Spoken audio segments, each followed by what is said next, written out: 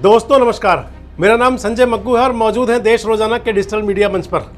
आपके साथ लगातार मैं राजनीतिक मुद्दों को लेकर आता रहता हूं। आपके साथ लगातार मैं हरियाणा के राजनीतिक मुद्दों पर चर्चा करता हूं। लेकिन आज जिस मुद्दे पर आपसे मैं चर्चा में हूं, वो ये है कि क्या हरियाणा अपराध प्रदेश बनता जा रहा है। वो बड़ा सवाल ये है कि क्या हरियाणा के अंदर अपराधी अब पूरी तरह से बेलगाम हो चुके हैं। बहुत बड़ा सवाल हो चुका है कि क्या हरियाणा के अंदर अपराधियों को अब कानून से डर नहीं लगता। आपसे सारी बात का जिक्र आज इसलिए कर रहा हूं कि आज शुक्रवार को हरियाणा का प्रमुख शहर, हरियाणा का प्रमुख जिला, ऐतिहासिक जिला पलवल आज सुबह बदमाशों की गोलियों की दनदनाहट से थर्रा उठा। पलवल शहर का आगरा चौक, जो वहाँ का प्रमुख चौक माना जाता है, प्रमुख स्थान है, आगरा चौक के समीप एक बड़े मोबाइल के शोरूम पर बदमाशों ने दनादन गोलियों की फायरिंग कर दी। शोरूम के अंदर घुसकर के इतनी गोलियां चलाई गई, आप इस वीडियो में देख रहे होंगे जो मेरे साथ चल रहा है, कि बदमाशों ने गोलियां चलाई और गोलियां चलाकर बंदूकों को लहराते हुए सीधे पार चले गए। हालांकि बदमाशों के जाने के बाद पुलिस वहां पहुंची। 200 से ज़्यादा के आसपास, 150-200 पुलिसकर्मी वहां मौजूद थे मौके पर। लेकिन बहुत बड़ा सवाल है कि जिस स्थान पर घटना हुई, उस स्थान से पलवल के 4 थाने मैक्सिमम 500 मीटर के अंदर हैं। अगर 500 मीटर के अंदर 4 थाने हैं और वहां बदमाश दिन दहाड़े फायरिंग करके फरार हो जाते हैं, तो क्या कानून व्यवस्था पूरी तरह से खत्म हो चुकी है? बहुत बड़ा सवाल है। जिस शोरूम पर फायरिंग की गई, उस शोरूम के मालिक का नाम है परवीन छाबड़ा। 999 के नाम से वो मोबाइल का शोरूम चलाते हैं।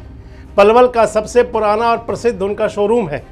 उस दुकान में, उनके शोरूम में जिसमें गोलियां चली, बताया जा रहा है कि परवीन छाबड़ा को नीरज फरीदपुरिया नाम के डॉन ने पहले से ही धमकी दी हुई है। 1 करोड़ रुपए की सुपारी की मांग की गई थी। 1 करोड़ रुपए की रंगदारी की मांग की गई थी। वो रंगदारी नहीं मिली तो आज सुबह उस शोरूम पर दनादन गोलियों की बरसात हुई।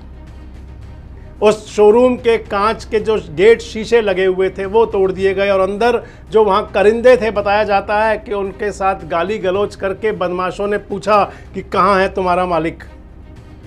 और उसके बाद जिस प्रकार से वो बदमाश अपनी बंदूकें लहराते हुए निकले, उसको आप देख करके समझ नहीं सकते कि हरियाणा के अंदर कानून का राज है।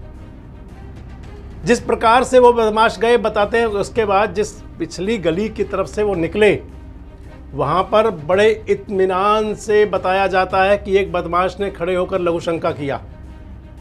और उसके बाद में बताया जाता है कि एक बदमाश ने जिसको रोकने की, पूछने की कोशिश की, वहां के एक वकील साहब के बेटे ने, उसकी तरफ भी फायरिंग की गई। ये जो वहां के जो सूत्र बता रहे हैं, वहां के जो प्रत्यक्षदर्शी बता रहे हैं। और इस सब के बाद में सवालिया निशान तो लगता है कानून व्यवस्था पर। बताया ये जा रहा है कि नीरज फरीदपुरिया जो डॉन है, उनका जो आतंक है इस समय आसपास के लोगों, व्यापारियों के दिलो दिमाग पर छाया हुआ है। बताया जाता है कि बहुत बड़ी संख्या में लोगों से, हालांकि गिनती का फिगर तो मैं आपको नहीं बता सकता, बताया ये जा रहा है कि दर्जनों लोगों से रंगदारी की मांग की गई है, जिनको पुलिस ने सुरक्षा व्यवस्था मुहैया कराई है। परवीन छाबड़ा के पास भी पुलिस की तरफ से गनर दिया गया है, सुरक्षाकर्मी उनको दिया गया है। लेकिन इसके बावजूद जिस प्रकार से अगर बदमाश यूं गोलियां दनाते हुए निकल जाएंगे, तो फिर सवाल तो उठेंगे। और सवाल तो हरियाणा के टाइगर से भी होगा। हरियाणा के टाइगर यानी कि पुलिस महानिदेशक, उनकी कार्यशैली पर भी बात तो जरूर आएगी। मान लेंगे कि पुलिस बेहतर कार्य कर रही है, दिखा रही होगी कि पुलिस बेहतर कार्य कर रही है। मान लिया जाएगा कि जिस प्रकार से हरियाणा के अंदर भ्रष्टाचार पर अंकुश लगाने में टाइगर कामयाब हुए हैं, तो टाइगर से उम्मीद तो ये भी होगी कि इन अपराधियों पर कब अंकुश लगेगा। टाइगर से लोग उम्मीद तो ये भी करते होंगे हरियाणा के पुलिस महानिदेशक से कि आखिर इन आपराधिक वारदातों पर कब रोक लगेगी। और इस समय जो सूबे के मुख्यमंत्री हैं वो सूबे के गृह मंत्री भी हैं, नायब सिंह सैनी।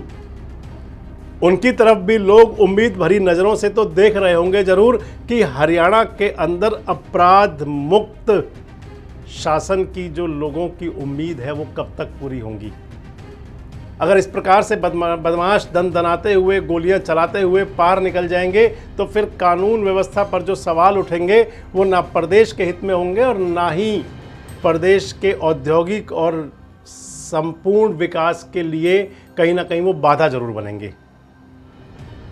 इस समय हालांकि पुलिस कह सकती है कि वो कार्रवाई की जा रही है और पुलिस का जो जवाब होता है वो पुलिस का जवाब आया भी सही कि कार्रवाई की जा रही है, बदमाशों की तलाश की जा रही है। लेकिन बड़ी बात ये कि इतने समय से आखिर वो सिरदर्द जो बने हुए हैं पुलिस पर, उनके लिए सशक्त और ठोस कदम क्यों नहीं उठाए गए, और उठाए गए तो आखिर उन पर एक्शन क्यों नहीं हुआ। क्या वाकई जो हम कह रहे हैं हरियाणा के अंदर पिछले दिनों से अपराध बढ़ा है, क्या ये ठीक है? कमेंट्स बॉक्स में आकर अपनी प्रतिक्रिया जरूर दें और इस प्रकार के वीडियोस अपडेट्स के लिए हमारे साथ जुड़े रहें, देखते रहें देश रोजाना। हमारे साथ जुड़े रहने के लिए देखते रहिए देश रोजाना का यूट्यूब चैनल सब्सक्राइब कीजिए। साथ ही देश रोजाना की खबरें सबसे पहले देखने के लिए प्रेस कीजिए बेल आइकन।